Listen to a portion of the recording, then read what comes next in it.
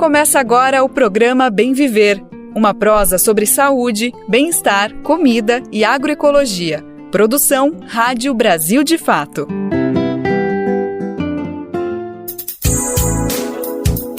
E hoje é sexta-feira, dia 12 de abril de 2024, enfim, ela chegou, bora fechar mais uma semana juntos?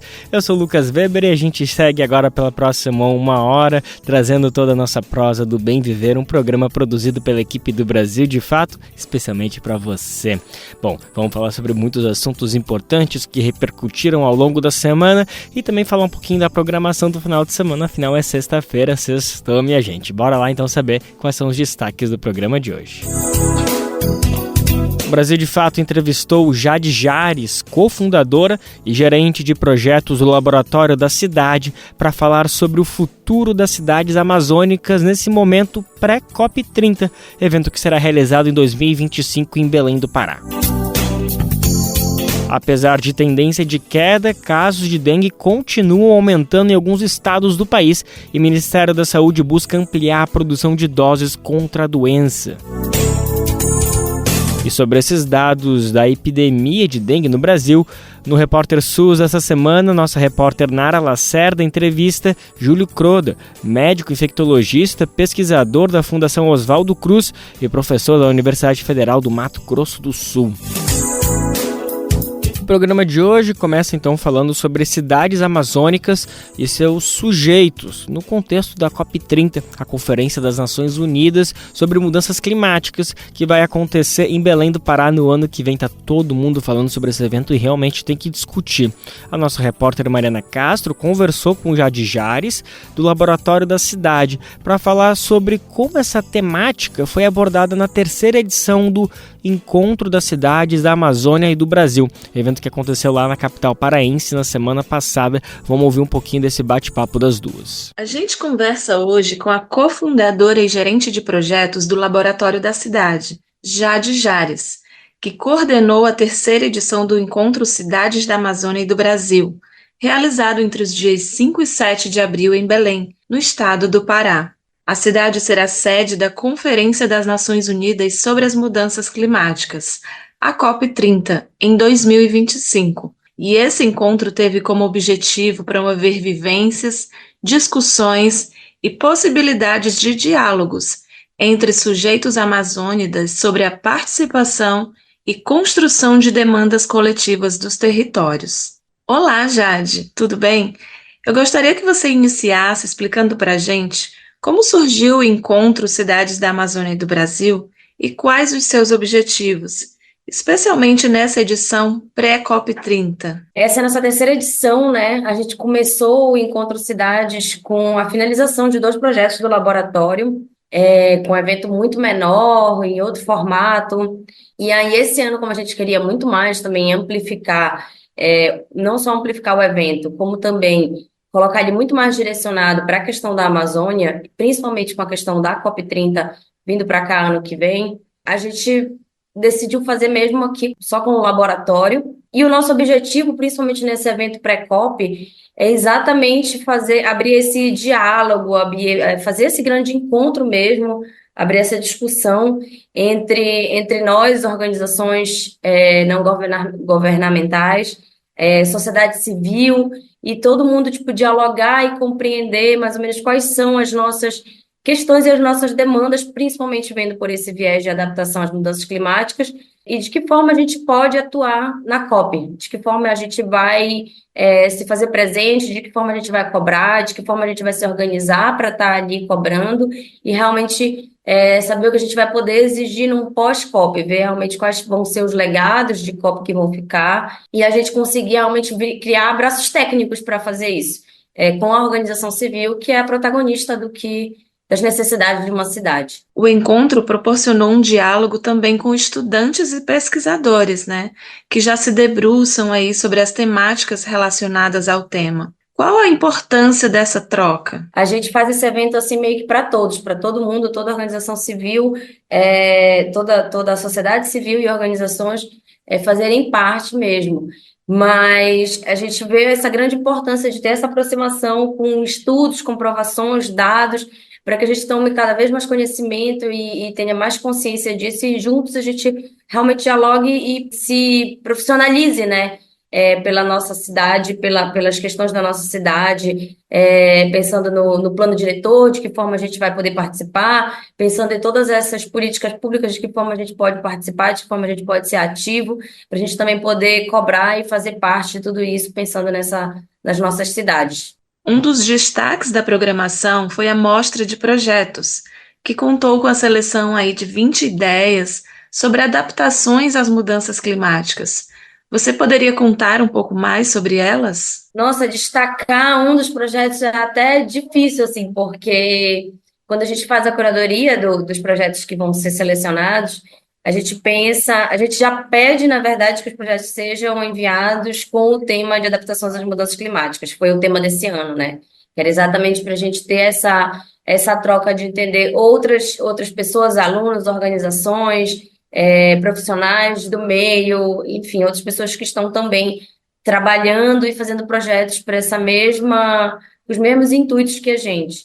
Então, é difícil até destacar um, na verdade, porque tem vários, tem professoras de escolas que levaram projetos de comunidades ribeirinhas, de uma arquitetura mais sustentável para as comunidades ribeirinhas. Teve vários projetos que eu acho que eles se encaixam com o que a gente queria falar quanto a evento, se encaixam no que nós imaginamos para uma cidade mais sustentável. E eu acho que o nosso intuito muito é esse, ter essa troca, né? Fazer essas redes não só de urbanismo social, como também de uma arquitetura social, como também de projetos em geral, não só do lado da arquitetura e do urbanismo, projetos que visem e que proporcionem e pensem juntos cidades mais sustentáveis. Então, eu acho que o nosso pensamento de pós é sempre fazer essa rede mesmo, e a gente depois, normalmente após esses eventos, após esses projetos, que tem apresentação de projeto, que tem a troca de professores como palestrantes, acadêmicos, organizações, depois a gente acaba tendo muita troca, a gente vê muito a necessidade da parte social ali, o momento do coffee break, o momento do pós, assim, de confraternização, que é o momento que a gente tem mesmo para conversar entre nós, fazermos esses contatos e, de repente, pensar em projetos maiores ou apoiadores para outros projetos que estão sendo pensados ainda. Eu acho que o pós é muito fazer essa rede mesmo. E aí todo mundo trabalhar de forma colaborativa. E como aconteceram as atividades paralelas? As atividades paralelas a gente tenta botar elas no meio do evento, exatamente porque o que a gente imagina é que elas funcionem de forma que os microtemas eles sejam mais aprofundados, de uma forma em que a gente, no geral, no evento todo a gente não consegue aprofundar. No evento todo a gente trabalha com os macrotemas e nas atividades a gente consegue entrar em algumas questões. Tipo, entramos na questão de habitação, dentro das questões, nesse momento de mudanças climáticas. Entramos na questão da comunicação, como trabalhar com os biomas. Então, a gente consegue trabalhar mais diretamente em alguns pequenos temas e direcionar mais o público. E aí, cada um vai para o que se identifica. Nas atividades de vivências, os encontristas puderam percorrer espaços públicos de Belém, iniciativas de organizações e entidades, né? Qual era o objetivo desse momento? A gente faz as vivências no domingo, que é já o encerramento do evento, que é como se fosse mesmo pegar tudo que a gente falou, ouvir o evento inteiro e fazer uma visita técnica, fazer uma atividade em loco. E tanto teve uma na Uzi Paz, no Chalé da Paz com a Uzi Paz, um caminho ali para conhecer as duas atividades, e teve também uma vivência no projeto circular. Então, é um momento da gente também viver a cidade, sair um pouco daquele local de estar todo mundo sentado dentro de um lugar e estar mais aberto, mais interativo, e ficar uma coisa mais dinâmica mesmo. A gente viu que os painéis estiveram centrados nas questões de sustentabilidade da Amazônia, com foco especial na realização da COP30. Qual é a importância de os amazônidas estarem se articulando, se aproximando e protagonizarem essas discussões? Eu acho que a importância é muito essa, né? De tipo, a gente precisa.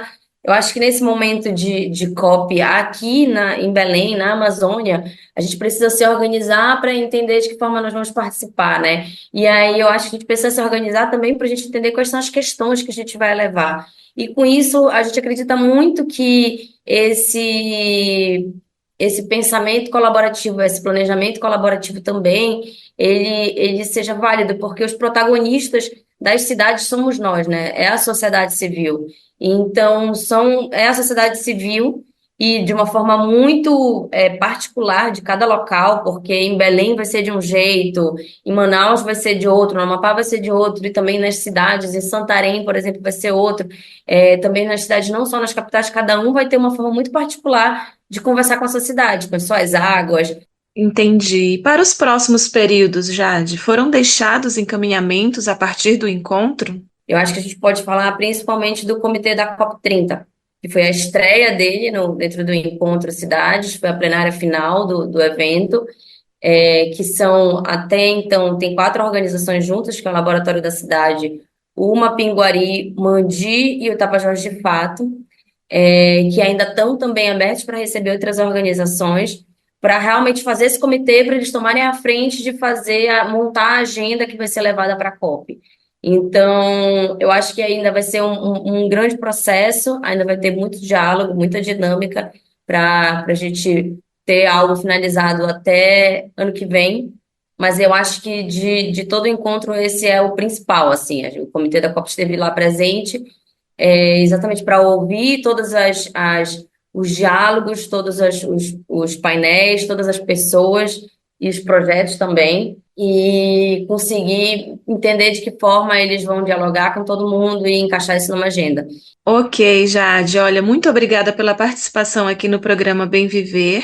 A gente conversou então com a cofundadora e gerente de projetos do Laboratório da Cidade, Jade Jares, que coordenou a 3ª edição do encontro Cidades da Amazônia e do Brasil.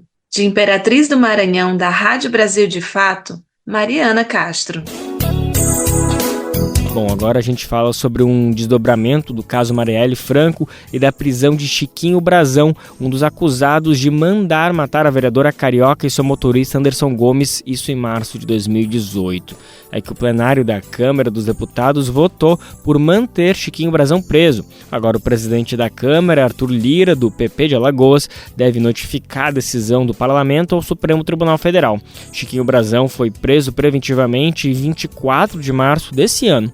E a medida foi autorizada em decisão de Alexandre de Moraes e mantida de forma unânime pelo plenário do STF, com a tese de que a prisão justifica-se por atos de obstrução de justiça. No plenário da Câmara, 277 deputados votaram por manter a prisão, 129 se opuseram e 107 não votaram. Na CCJ, a Comissão de Constituição, Justiça e Cidadania, foram 39 votos favoráveis ao parecer do relator, 25 contrários e uma abstenção. Todos os deputados do PL, o partido do ex-presidente Bolsonaro, adivinhem, votaram contra a prisão de Chiquinho Brazão. Vamos falar um pouquinho sobre funcionalismo público e a luta da categoria de servidores federais pela campanha salarial de 2024. O governo Lula reafirmou que esse ano não vai ter reajuste. Pois é, segundo o governo, a negociação com os trabalhadores vai ser por categoria e apenas a partir de 2025, no ano que vem. Quem fizer greve pode ter que esperar ainda mais, porque o governo também não pretende negociar com os trabalhadores que entrarem em greve. Ou seja, a situação é complicada para os servidores públicos que sofrem com a defasagem salarial e vão ter que amargar mais um ano sem a recomposição das perdas salariais dos governos anteriores. Pois é, vamos entender melhor esse assunto que não é de hoje. Vamos saber mais na reportagem do Brasil de Fato. Membros do governo do presidente Lula ratificaram em reunião com representantes dos servidores federais nesta quarta-feira que não pretendem reajustar os salários do funcionalismo neste ano. Afirmaram estar dispostos a discutir, categoria por categoria, correções nos pagamentos dos funcionários públicos a partir de 2025, mas registraram que só devem negociar com os trabalhadores que não entrarem em greve. Aqueles que já estão paralisados poderão entrar na negociação. A condição foi incluída numa proposta apresentada pelo Ministério da Gestão e da Inovação em Serviços Públicos aos servidores na tarde desta quarta-feira. Na reunião, o governo foi representado principalmente por José Lopes Feijó, secretário de Gestão de Pessoas e de Relações de Trabalho da pasta. O governo chamou os funcionários públicos para conversar depois que o Fórum das Entidades Nacionais de Servidores Públicos Federais, FONASEF, convocou uma mobilização nacional por reajuste linear e para todos os funcionários federais em 2024. Essa mobilização ocorre ao mesmo tempo em que servidores da Rede Federal de Ensino programam uma greve geral. Na reunião, Feijó afirmou que o governo não pretende conceder um reajuste linear e geral neste ano. Falou que a intenção é abrir negociações separadas para negociar reajustes, junto com planos de carreiras e condições de trabalho, categoria por categoria. Feijó chegou a ser questionado se essas negociações separadas poderiam gerar reajustes ainda em 2024. Inicialmente disse que sim. Depois, ao ser questionado sobre a declaração do ministro Fernando Haddad nesta quinta-feira, admitiu que provavelmente não haverá correção salarial para nenhum servidor neste ano. Horas antes da reunião, Haddad disse a jornalistas que não há espaço para reajustes em 2024. O governo prometeu que as negociações separadas garantiriam ao menos 4,5% de reajuste para 2025 e 4,5% de reajuste em 2026. O que o governo propõe agora é reajustar o mais rápido possível benefícios pagos a servidores, como auxílio alimentação. Haveria também um aumento no auxílio saúde, que o governo paga inclusive a servidores aposentados. De São Paulo, da Rádio Brasil de Fato, com reportagem de Vinícius Konchinski. Locução, Douglas Matos. E o aumento da aposentadoria? Bom, muitos aposentados e pensionistas têm enfrentado dúvidas sobre as mudanças propostas pelo Supremo Tribunal Federal a respeito da revisão da vida toda. Acho que você já ouviu falar desse termo, né? A chamada revisão da vida toda é um mecanismo que permite que um grupo específico de pessoas aumente o valor da aposentadoria ao pedir na Justiça que sejam considerados mais anos de contribuição ao INSS, o Instituto Nacional do Seguro Social, para o cálculo do benefício. Vamos entender melhor essa situação, essas mudanças, a reportagem de Douglas Matos. Está em análise no Supremo Tribunal Federal a forma de calcular os benefícios previdenciários de quem contribuía para o sistema há 30 anos ou mais. De acordo com a estimativa do INSS, o Instituto Nacional do Seguro Social, se trata de um universo de mais de 3 milhões de pessoas. Após a mudança de entendimento da Corte sobre o assunto, tem prevalecido a tese de que esses segurados devem seguir as regras estabelecidas na Reforma da Previdência de 1999. Ela exclui do cálculo dos benefícios os valores das contribuições anteriores a julho de 1994, quando a moeda brasileira passou a ser o real. Quem se sentiu prejudicado por ter feito boas contribuições antes desse marco passou a pedir na Justiça que todos os salários, incluindo os anteriores a 94, fossem considerados para o cálculo. E esse é o princípio da revisão da vida toda. Até a reforma de 99, o INSS levava em conta a média dos 3 últimos anos de contribuição do trabalhador para calcular o benefício. O novo regime definiu que, para quem já estava no sistema, seriam consideradas 80% das maiores contribuições. Para os segurados mais antigos, haveria uma regra de transição que excluía do cálculo os salários anteriores a julho de 94. Os trabalhadores que passaram a contribuir depois da reforma entrariam em um regime que considera a média dos salários de todo o período segurado, sem especificar tempo, com desconto do chamado fator previdenciário, que é o cálculo que leva em conta a idade, o tempo de contribuição e a expectativa de vida na data da aposentadoria. Em dezembro de 2022, com base nessas ações, o STF reconheceu o direito de revisar os benefícios de trabalhadores que começaram a contribuir para o INSS antes de 1994 e que se aposentaram entre novembro de 99 e novembro de 2009. O recálculo só beneficiaria quem tinha altos salários antes de 1994. Se fosse mais vantajoso, o segurado poderia seguir com a regra como estava. Os benefícios que poderiam ser revisados são as aposentadorias por idade, por tempo de contribuição, a especial, da pessoa com deficiência, por invalidez e pensão por morte. No entanto, em julgamento de recurso do governo contra o recálculo em março deste ano, o Supremo derrubou a possibilidade ao definir que o regime de transição para os contribuintes anteriores a 94 é obrigatório. Segundo o entendimento da maioria dos magistrados, não é possível optar pela regra mais vantajosa, como tinha sido decidido em 2022. Ainda há discussões pendentes em relação aos segurados que já haviam conquistado o direito à revisão, e um outro recurso do governo contra a metodologia está para ser julgado pelo Supremo, ainda sem data prevista. De São Paulo, da Rádio Brasil de Fato, com reportagem de Sofia Fernandes, da Deutsche Welle Brasil. Locução, Douglas Matos. Trazendo mais assunto político para a nossa prosa de hoje, olha só, nesse mês a gente ainda tem algumas pautas para repercutir sobre os 60 anos do golpe civil-militar que a gente completou agora dia 1º de abril, 31 de março, né? Ainda mais após o silêncio do governo Lula a respeito dessa data.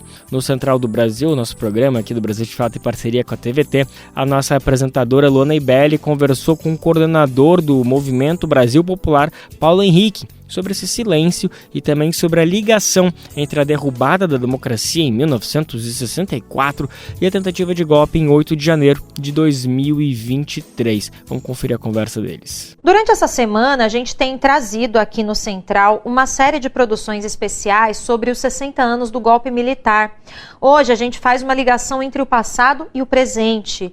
Vamos comentar a decisão do governo federal de não se manifestar oficialmente sobre a data e também sobre a conexão entre o golpe de 64 e a tentativa de golpe de 8 de janeiro de 2023. Para isso, eu converso agora com Paulo Henrique, historiador e integrante da coordenação nacional do Movimento Brasil Popular. Oi, Paulo, obrigada por estar aqui com a gente hoje. Olá, Luana. Queria agradecer o convite para participar do Central do Brasil e dialogar sobre um tema muito importante, tanto por ocasião dos 60 anos do golpe militar de 1964, mas também porque esse período diz muito a respeito também dos desafios que a gente tem hoje no Brasil de aprofundamento e consolidação da democracia. Pois é, Paulo, então já vamos entrar aí nessa polêmica, né, vamos dizer assim. Como que o movimento avalia esse silêncio do governo Lula sobre os 60 anos do golpe militar? Foi uma surpresa? Primeiro, uma surpresa e, do nosso ponto de vista, um equívoco do governo. Mas essa posição do governo, eu acho que é importante a gente compreender dentro de um contexto mais amplo, que é o 8 de janeiro de 2023, a tentativa golpista, capitaneada pelo bolsonarismo, de tentar não respeitar o processo eleitoral de 2022. Desde então, o governo Lula tem feito o esforço de reafirmar e tentar coesionar as Forças Armadas sob o controle do poder civil. Ao mesmo tempo, a opção do governo tem sido de abrir mão de um conjunto de pautas históricas, né, dos movimentos populares, da esquerda brasileira, para tentar coesionar as Forças Armadas em torno da defesa da democracia. Qual o problema do nosso ponto de vista? É que, ao abrir mão de desenvolver uma ação pedagógica, educativa no conjunto da sociedade sobre a importância da democracia, inclusive repudiando o golpe militar de 1964, abre mão para que a extrema-direita fortaleça seu negacionismo histórico sobre o golpe de 64. Ou seja, abre mão para que esses setores ultraconservadores da sociedade reafirmem que não houve golpe, e sim um movimento democrático contra a ameaça comunista no Brasil, que a gente sabe que a ameaça comunista nunca houve, né? Principalmente no período do Império 64. Pois é, e não foi só um período aí, além de tudo, né, que aconteceu, foi um período que trouxe muita violência, muitas violações de direitos humanos, e aí eu te pergunto, né, é possível esquecer tudo isso e deixar isso no passado, né, um passado tão duro como foi da ditadura militar no Brasil, ainda mais levando em conta que outros países da América Latina têm reparações.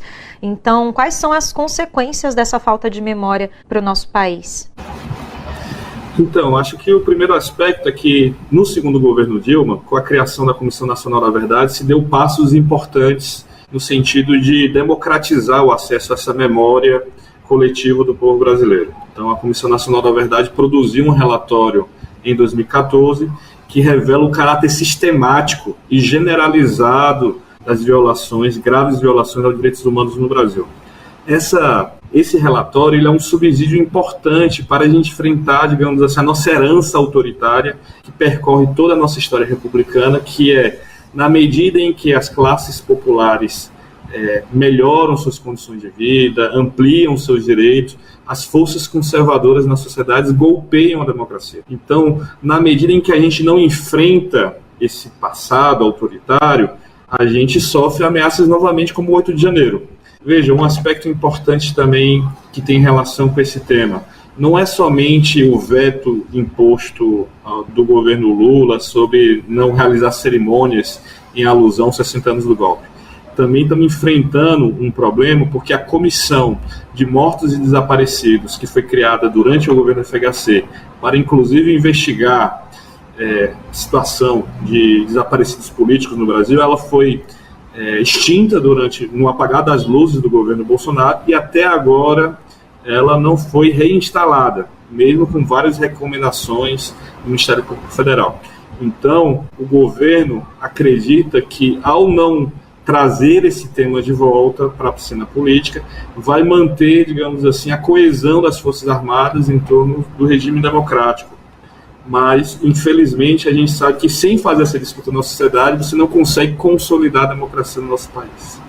Pois é, você falou aí da relação justamente entre o 8 de janeiro e o golpe militar de 64, então queria aprofundar um pouco isso na nossa conversa, Paulo, né, principalmente nos atos aí que marcaram os 60 anos do golpe, onde teve a participação de vários movimentos populares. Uma das principais demandas era a responsabilização pela tentativa de golpe de 8 de janeiro, então eu queria que você fizesse qualquer relação, né, dissesse para o nosso público a relação entre esses dois momentos da nossa história. Então, o primeiro aspecto é que, na medida que você não responsabiliza todos aqueles agentes do Estado brasileiro que cometeram crimes durante a ditadura militar em 1964, você cria um precedente para que esses crimes possam acontecer novamente. Então, quando teve a aprovação da lei da anistia em agosto de 1979, ela anistiou todos aqueles torturadores, todos aqueles militares, agentes do Estado brasileiro que cometeram uma série de crimes contra a humanidade no nosso país. Quando você cria uma situação desse precedente, você abre espaço para esse negacionismo histórico que a extrema-direita tem alimentado ao conjunto do tempo, desses últimos 30, 40 anos, mas também você abre espaço para que novas rupturas democráticas aconteçam. Um aspecto importante é que, não à toa, a reivindicação dos bolsonaristas no 25 de fevereiro na Avenida Paulista era uma nova anistia. Então, se tem uma tradição na história republicana no Brasil de apagar os crimes cometidos pelas Forças Armadas, de não responsabilizar as Forças Armadas pelas rupturas democráticas no país. Então, se a gente quer aprofundar e consolidar a democracia hoje no nosso país, o governo Lula tem um desafio de responsabilizar esses atores pelos crimes que eles cometeram, não só no 8 de janeiro, mas também durante a ditadura militar de 1964 a 1985. Tá bem. Paulo, agradeço muito a sua participação e essa análise e te aguardo numa próxima oportunidade para outras conversas. Obrigada. Muito obrigado, Luana. Um abraço. Tchau, tchau.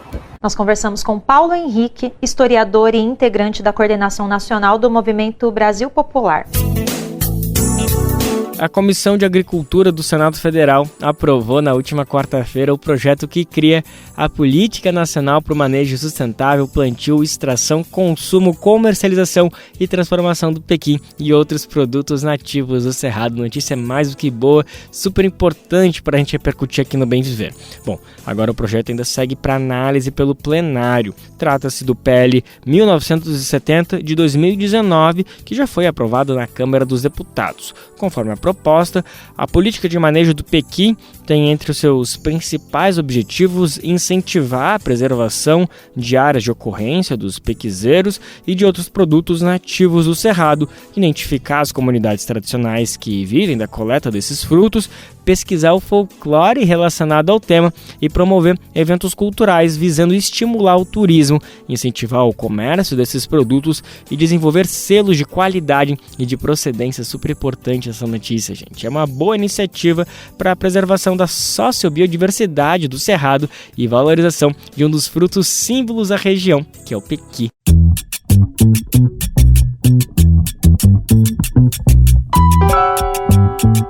Oi pessoal, eu sou Rosana Fernandes, da Coordenação Política Pedagógica da Escola Nacional Florestan Fernandes, e hoje eu tenho um convite especial para você. A Escola Nacional Florestan Fernandes precisa do seu apoio para continuar promovendo a formação política da classe trabalhadora.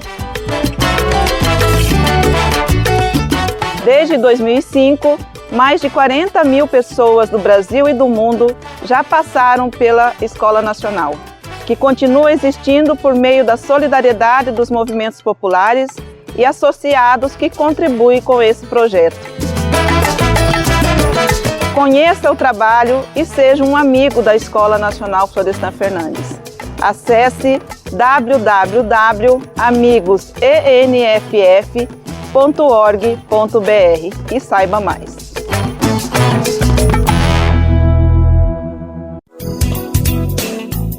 Mudando um pouquinho de assunto, mas ainda falando sobre saúde, a gente precisa destacar aqui no programa como está a situação da dengue pelo país, gente. Essa doença já atingiu mais de 3 milhões de brasileiros e brasileiras. Eu sou uma dessas pessoas, posso falar como realmente é duro, é difícil e os índices continuam altos. Alguns estados do país apresentam números que seguem sendo preocupantes, apesar da tendência de queda de outros. Enfim, o cenário a gente precisa dar muita atenção. Quem vai atualizar a situação pra gente é a nossa repórter Nara Lacerda. Pela segunda semana consecutiva, o Brasil registrou tendência de queda ou estabilidade nos casos de dengue na maior parte do território nacional. Segundo o Ministério da Saúde, das 27 unidades da federação, 5 ainda apresentam aumento de casos. Os dados são relativos à semana epidemiológica 14, que se encerrou no sábado passado. Segundo as informações, 13 estados apresentaram números estáveis no período, sem sinais de alta. Em outros 9, foi observada queda nos números. Na lista dos que ainda têm cenário de crescimento estão Alagoas, Bahia, Maranhão, Pernambuco e Sergipe. Já o declínio ocorreu em Minas Gerais, Espírito Santo, Goiás, Distrito Federal, Tocantins, Piauí, Amazonas, Acre e Roraima. Os números da semana passada já indicavam que a pandemia poderia estar em reversão. Na ocasião, a doença estava em declínio em 8 unidades federativas e 7 estados apresentavam tendência de aumento. Apesar da notícia positiva, a secretária de Vigilância em Saúde, Ethel Maciel, ressalta que as medidas de prevenção e as ações do poder público ainda são extremamente essenciais. Atualmente, 11 estados e 526 municípios estão com decretos de situação de emergência em vigor. Eu sempre uso a metáfora da montanha. A gente subiu a montanha, chegou no pico dessa montanha, estamos descendo a montanha, mas ainda tem um caminho para percorrer. Ainda tem um caminho que precisa ser percorrido com muita atenção, porque teremos pessoas que vão adoecer, teremos pessoas que vão desenvolver casos graves, teremos pessoas que podem vir a óbito e vidas que nós podemos salvar. Ainda de acordo com os dados apresentados pelo Ministério da Saúde, o país tem 2.900.000 casos de dengue confirmados. A doença já causou mais de 1.100 mortes. Os 2 resultados representam um recorde histórico. A dengue é causada por um vírus transmitido pela picada do mosquito Aedes aegypti. Entre os sintomas mais recorrentes estão febre alta, dores musculares e nas articulações e erupções na pele. A doença pode causar hemorragias internas em órgãos e tecidos e levar à morte. Existem 4 tipos de vírus de dengue circulando no planeta. Pessoas infectadas com um deles não ficam imunes aos outros. Essa dinâmica favorece a ocorrência de epidemias mais graves de tempos em tempos. No Brasil, esses períodos ocorrem, em média, a cada 3 ou 4 anos. No entanto, o desmonte de políticas públicas observado no país nos últimos anos levou a números consideráveis sucessivamente. Em 2022 e 2023 também houve registros sem precedentes de casos e óbitos. Outros fatores também exercem influência no aumento das infecções, entre eles as mudanças climáticas. Como o mosquito se prolifera em água parada, as chuvas intensas impulsionam a presença do vetor. Além disso, ele se reproduz mais rapidamente no calor, portanto, se beneficia das temperaturas extremas registradas recentemente no Brasil. A população pode ajudar a combater a doença eliminando locais com água parada que se transformam em criadouros para o mosquito. Na lista estão pneus, caixas d'água, vasos de planta e lixo acumulado, por exemplo. De São Paulo, da Rádio Brasil de Fato, Nara Lacerda. O Ministério da Saúde tem se manifestado sobre os esforços e parcerias que estão sendo feitas para tentar combater essa epidemia de dengue no país. A parceria do Ministério com a Fundação Oswaldo Cruz, a Fiocruz, por exemplo, tem buscado ampliar doses da vacina contra a dengue. Vamos saber mais? A reportagem de Paula Labosieri, da Agência Brasil, e a locução de Douglas Matos. A ministra da Saúde, Nízia Trindade, afirmou que a pasta trabalha de forma intensa junto à Fiocruz, a Fundação Oswaldo Cruz, para ampliar a produção de doses de vacina contra a dengue. O governo brasileiro negocia com o laboratório japonês Takeda, responsável pelo imunizante, uma transferência de tecnologia para que o número de doses distribuídas no país e, consequentemente, o público-alvo possam ser ampliados. Atualmente, crianças de 10 a 14 anos estão sendo imunizadas. O anúncio de Nízia foi feito em coletiva de imprensa no Palácio do Planalto, em Brasília, na última segunda-feira. Nós estamos trabalhando junto com a Fundação Oswaldo Cruz, que, por sua vez, se responsabilizou por parcerias também com laboratórios privados para poder aumentar essa produção. Mas existem várias questões técnicas que precisam ser resolvidas. Na ocasião, a ministra da Saúde reforçou que o laboratório japonês tem capacidade limitada de produção e que todo o estoque disponível já foi direcionado ao governo brasileiro. A vacina hoje está em frasco de dose única e isso leva a um problema muito grande para números de doses que precisam ser produzidas. Todas as modificações de produção têm que passar pela Anvisa. Então, estamos acertando toda essa parte técnica num trabalho muito intenso para poder ter uma oferta maior. Então, teremos uma oferta maior a partir do próximo ano, sim. Neste ano, não tenho otimismo, sendo muito realista, que a gente consiga essa ampliação. Ainda durante a coletiva, Nízia avaliou a vacina contra a dengue que está sendo desenvolvida pelo Instituto Butantan como promissora. A ministra destacou o fato de o imunizante ser aplicado em dose única, enquanto o da Takeda precisa de 2 doses, com intervalo de 3 meses entre elas. Mas lembrou que a vacina brasileira ainda deve ser submetida a uma análise da Anvisa, e isso só deve ocorrer em setembro deste ano. O Butantan trazendo essa vacina e ela sendo incorporada ao SUS pelo Ministério da Saúde é sem dúvida uma grande aposta, mas certamente essa entrega provavelmente seja feita à Anvisa em setembro.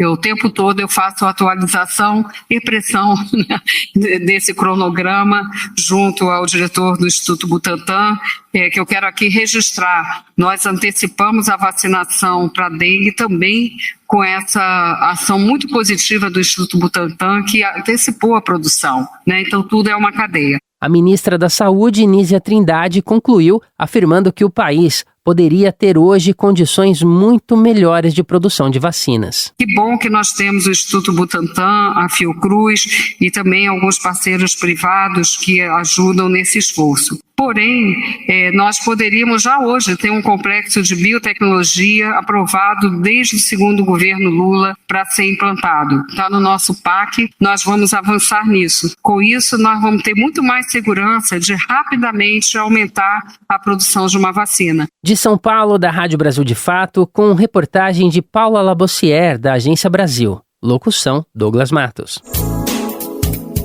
Bom, e a gente precisa mesmo compreender esses dados do aumento e também da queda de casos nos estados e compreender as medidas que estão sendo adotadas pelo governo para tentar frear o avanço da dengue, gente.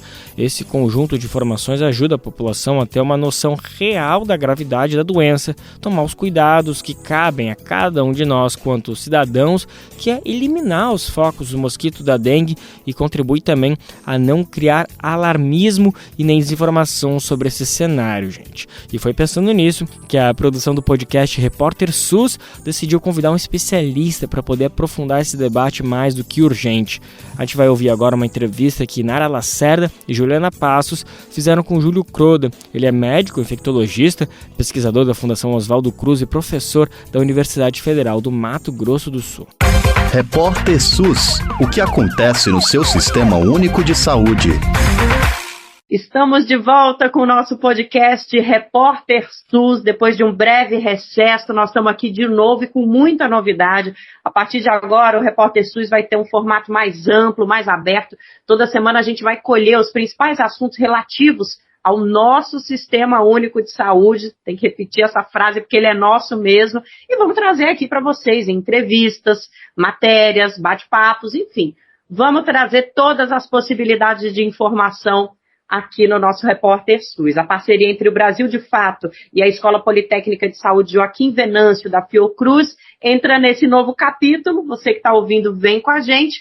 Então vamos lá. Eu sou a Nara Lacerda, repórter do BDF, e quem está aqui comigo é a Juliana Passos, jornalista da Escola Politécnica e produtora do Repórter SUS, que vai nos acompanhar nesse bate-papo de hoje. Obrigada, viu, Ju, por estar com a gente sempre. Maravilha, muito feliz de estar nesse novo formato. É um prazer para nós ter essa parceria com o Brasil de Fato.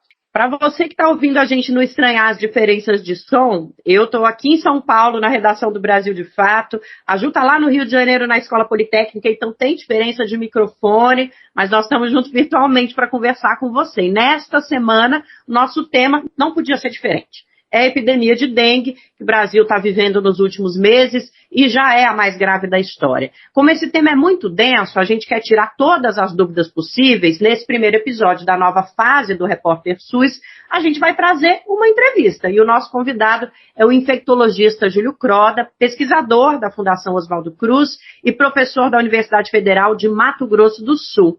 Vamos entender o que é que o Brasil pode aprender com essa epidemia histórica, pode melhorar no combate à dengue depois de viver essa emergência que é a maior da nossa história de combate à doença. Professor, obrigada pela presença. É um prazer estar aqui com você, Nara, com a Ju, conversando sobre dengue e esclarecendo alguns detalhes de uma maneira bem descontraída.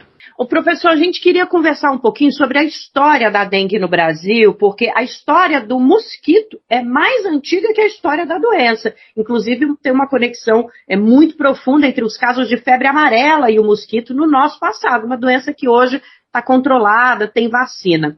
A dengue chega ao Brasil como doença na década de 1980. E a gente queria entender mais, professor, quais foram as condições que permitiram que a doença chegasse ao Brasil e que passasse ano a ano a ganhar esse status de epidemia, praticamente todo ano, com aqueles picos de 3 em 3, 4 em 4 anos. Ela passou a fazer parte da nossa vida, né? Como é que isso aconteceu, professor Júlio? Então, esse mosquito, né, a gente já tinha eliminado ele, né, no passado, erradicado com inseticida, mas foi bem no começo do século passado, né?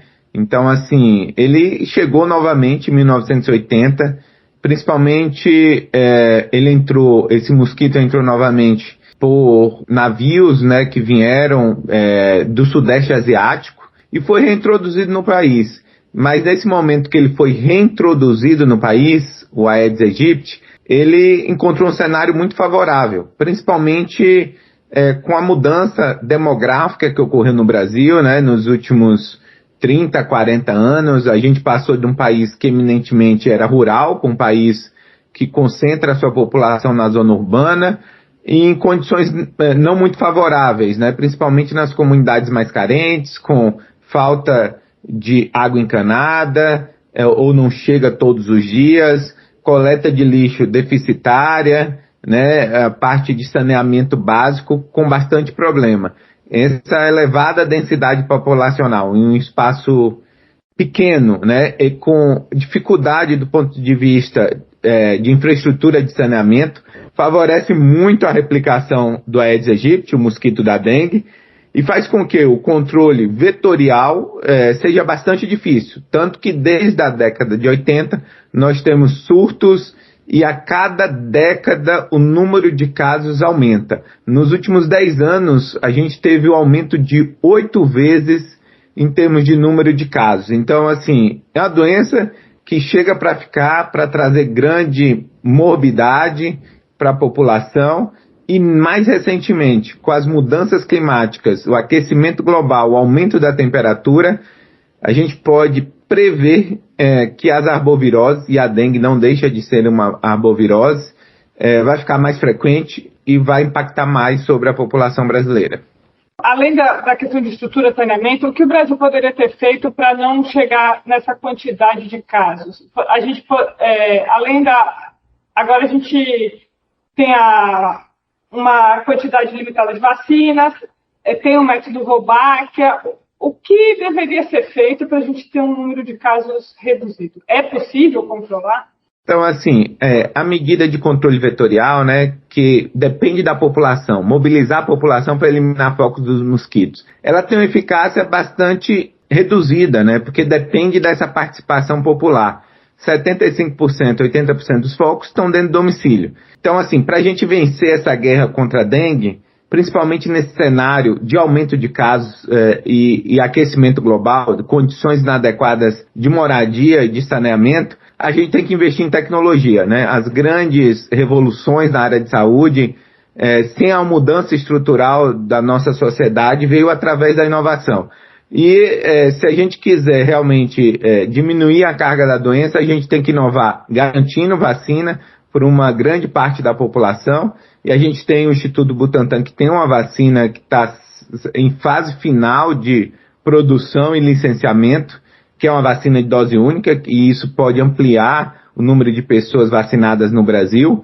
Além disso, como você citou, o método Wolbachia é um excelente método. A gente vê o resultado na prática, né? Em Niterói, a gente observa que, apesar do Rio ter vivido uma epidemia bastante importante nesse ano, né? Niterói não acompanhou esse aumento de número de casos que ocorreu no Rio de Janeiro. Então, assim, a gente tem que investir nessas inovações e tecnologias. A gente já sabe que funciona, então a gente precisa ampliar essas inovações para outras cidades do Brasil, para cobrir o maior número de pessoas, porque mudar essa parte de infraestrutura num curto espaço de tempo vai ser muito difícil. O bom do Repórter SUS é que eu também aprendo um monte de coisas. Eu já fiz um monte de matéria sobre a bactéria Wolbachia e eu acabei de aprender como que fala o nome dela. Professor, já fiz matéria no rádio falando o nome dela errado. Mas eu vou aproveitar o gancho, Ju, para a gente relembrar aqui o que é esse método. É um método que foi criado acho que há mais de 15 anos por pesquisadores na Austrália, envolveu pesquisadores brasileiros também, e a ideia é pegar uma bactéria que já existe em mosquitos e que pode fazer com que o mosquito da dengue não transmita mais a dengue, nem a chikungunya, nem a zika. Então a gente sai de uma lógica de extermínio do mosquito, que era uma lógica muito comum no Brasil no combate ao Aedes antigamente, e a gente sabe que exterminar espécies também causa desequilíbrio climático, desequilíbrio ambiental, desequilíbrio ecológico, e a gente passa a usar uma solução da natureza. Na Austrália deu muito certo, em Niterói também, né, professora? A gente, inclusive, está ampliando no Rio de Janeiro a soltura desses mosquitos do bem, digamos assim. Vamos aproveitar para falar um pouquinho sobre como está o método, professor. Você tem mais informações para a gente? Então, assim, inicialmente, né, foi Rio de Janeiro, alguns bairros, Niterói, a cidade como um todo. Houve a expansão desse método em 2019, né? E aí outras cidades como Campo Grande, Petrolina, tiveram acesso, né, a essa tecnologia. Campo Grande, no Mato Grosso do Sul, por exemplo, esse ano a epidemia ela foi bem restrita, né, comparado com outras cidades do próprio estado. Então, realmente, a gente observa esse impacto dessa soltura de mosquito, e mais recentemente o Ministério da Saúde anunciou, né, no ano passado, um investimento de mais de 100 milhões para ampliar, né, justamente o número de cidades que vão se beneficiar com esse método. Então a gente estima que aproximadamente 7 milhões de pessoas vão se beneficiar com esse método, ainda é muito pouco, né? A gente precisa ampliar ainda mais, dar acesso a essa tecnologia inovadora que, de alguma forma, reduz a transmissão não só de dengue, mas também de zika e da própria chikungunya, né? Então é importante entender que a gente ainda precisa traduzir toda essa inovação que a gente desenvolveu, o Brasil teve uma participação muito importante, para uma tecnologia que vai fazer o controle dessas doenças. E para isso é preciso garantir essa elevada cobertura dessa tecnologia em diferentes cidades. E esse é o grande desafio. E para isso é necessário um investimento muito importante financeiro para construir novas fábricas de mosquitos que possam atender o maior número de pessoas no Brasil. Dá para a gente ter uma ideia de aprendizados que a gente pode ter com essa situação que nós estamos vivendo agora? É uma epidemia histórica, a gente tem história no combate ao Aedes, a gente tem vários tipos de ação que o Brasil já tomou, individuais, coletivas, tentativa de extermínio total do mosquito, agora nós temos a vacina que não chega a todo mundo. Que lições a gente pode aprender a partir dessa experiência, que é uma experiência dramática, mas que tem que deixar algum legado também para a nossa saúde, né, professor? Acredito que a gente tem que incorporar, né, como a gente já discutiu, essas novas tecnologias de prevenção. E quando a gente fala em termos de tratamento, né, a gente tem que reduzir, eventualmente, hospitalização e óbito, né? E para isso a gente tem que, do ponto de vista do Sistema Único de Saúde, organizar melhor a assistência a esses pacientes. O paciente com dengue não pode ficar esperando 4, 6 horas para ser atendido, para ser avaliado, para ser identificado se existe algum fator de risco, se existe algum sinal de alarme, que é o que a gente fica mais atento, que é necessário a hidratação na veia, né, o soro na veia. Então, assim, a gente viveu isso um pouco no Covid, né, da organização do serviço de saúde. Então, se a gente consegue organizar melhor o atendimento da população nesses momentos de aumento de número de casos, a gente reduz muito, sim, a letalidade associada à doença. Então, mesmo que a gente tenha uma explosão de número de casos, é possível evitar e muito os óbitos.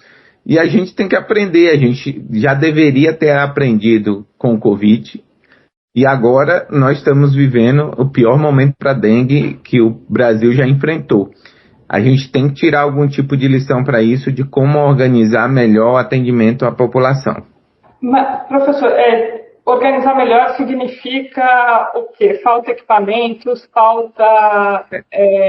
o que é preciso? Porque muito do tratamento da dengue é feito de forma paliativa, né, com remédios e hidratação. Eu queria que você detalhasse um pouco mais do atendimento e qual a importância da hidratação.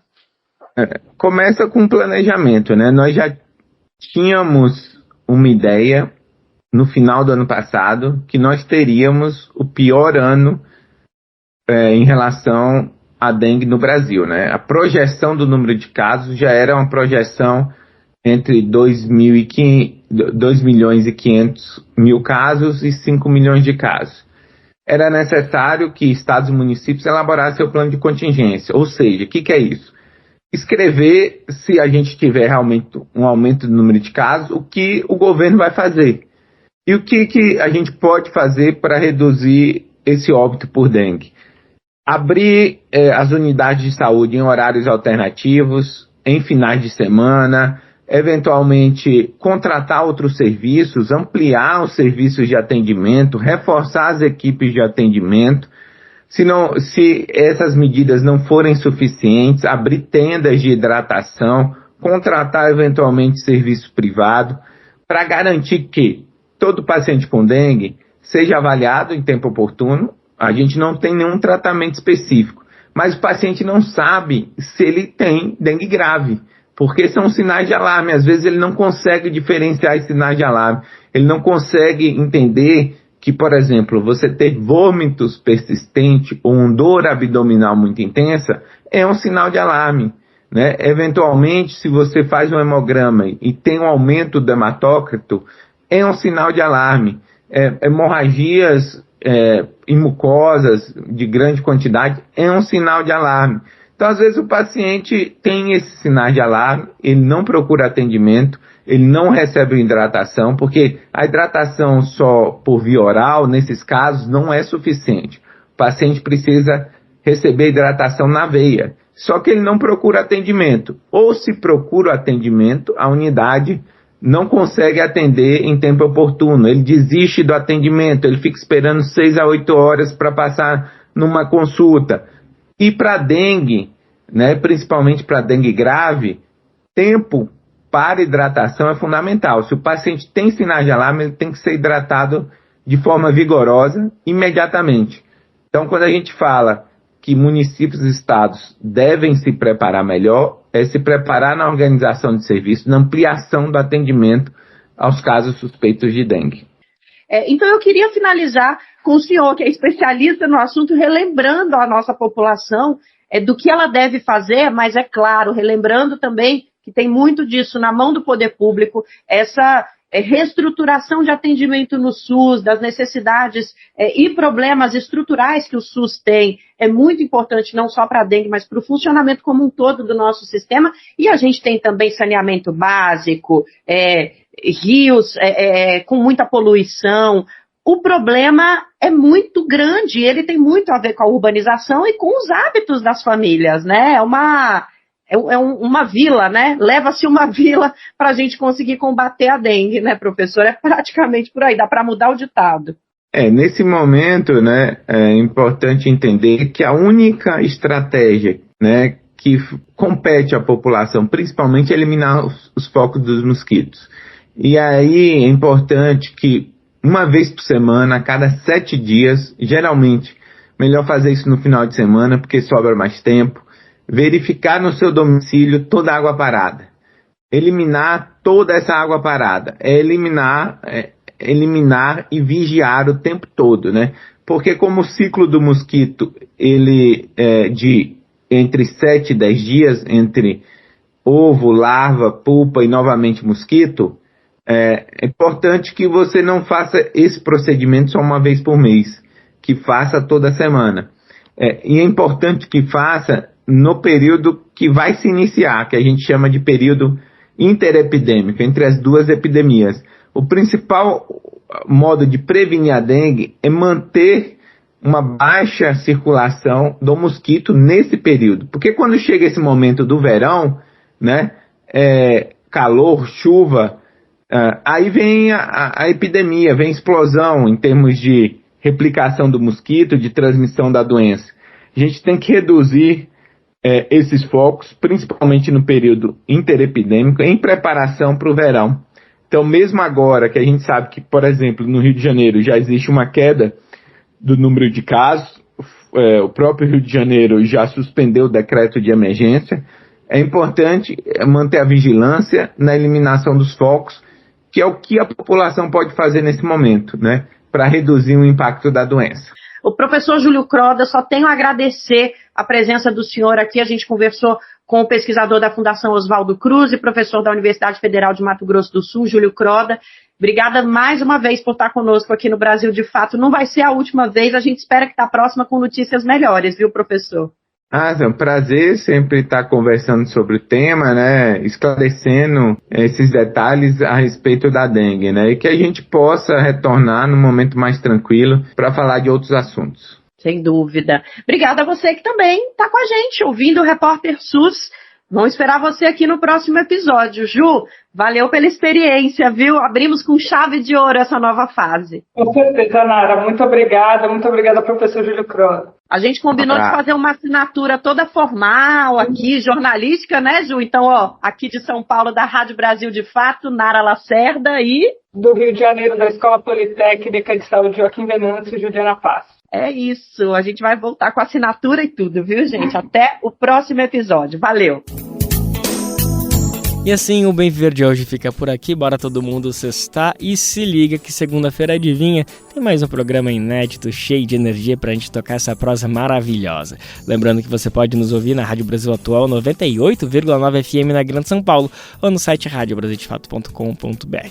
O programa vai ao ar em diversas rádios pelo país e a lista completa de emissoras que retransmitem o Bem Viver você encontra no nosso site na matéria de divulgação diária do programa. Aqui a gente aproveita para agradecer esses veículos por estarem com a gente e lembra que o Bem Viver também fica disponível como podcast no Spotify, Deezer, iTunes e Google Podcast.